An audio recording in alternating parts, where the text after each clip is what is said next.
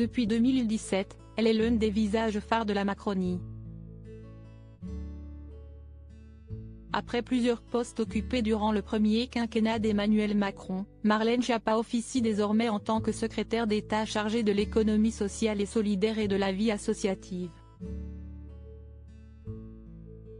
À côté de son quotidien au gouvernement, et en plus de sa vie familiale, la membre du parti Renaissance s'est emparée du sujet du bruit à Paris, pour le placer au cœur du débat public. Doit-on y voir une première approche en vue des élections municipales de 2026 ? Je ne suis absolument pas candidate pour être maire de Paris. Ce n'est pas du tout un poste que je vise.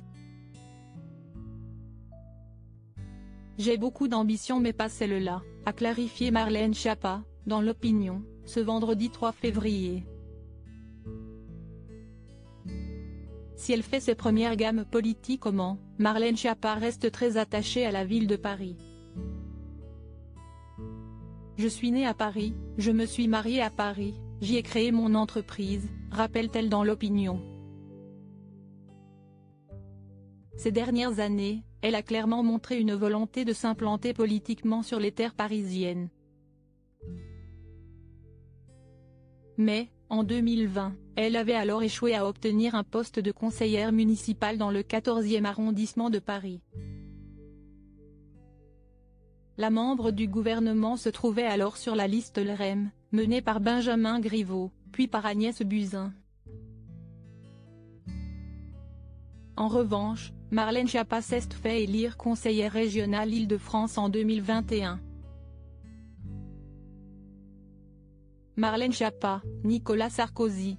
Ces politiques qui ont renoué avec le Rex. Plusieurs macronistes tentés par les municipales de 2026. Marlène Schiappa n'est pas intéressée pour être la tête de liste Renaissance lors des prochaines élections municipales à Paris, en 2026. Mais, elle compte bien apporter sa pierre à un projet qui s'inscrira dans une démarche collective. Dans l'Opinion, l'actuel secrétaire d'État est persuadé que ce scrutin se jouera sur les agacements de la vie quotidienne comme le bruit, la circulation des poussettes ou la crainte d'envoyer ses ados au cinéma le soir. Un discours qu'elle ne manquera pas de tenir à plusieurs de ses collègues au gouvernement, qui lorgneraient avec attention sur la succession d'Anne Hidalgo à la mairie de Paris. Le Canard enchaîné expliquait en août 2022 que Clément Beaune, Gabriel Attal, ou encore Olivia Grégoire avançaient leur pion en coulisses pour 2026. Une chose est certaine, ils auront sur leur route Rachida Dati, du côté des Républicains. Crédit photo, panoramique.